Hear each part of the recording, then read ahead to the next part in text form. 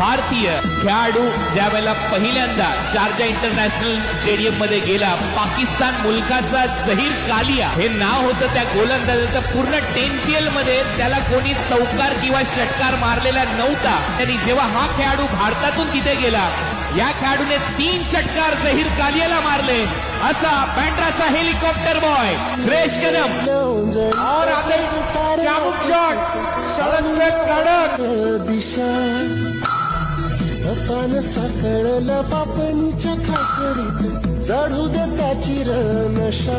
इस बार अफलातून धार सरू दे उजेड पडू दे तुझा नशीब और longest six of the tournament. तुझा होईल दिवस तुझा उद्याचा, होईल दिवस तुझा.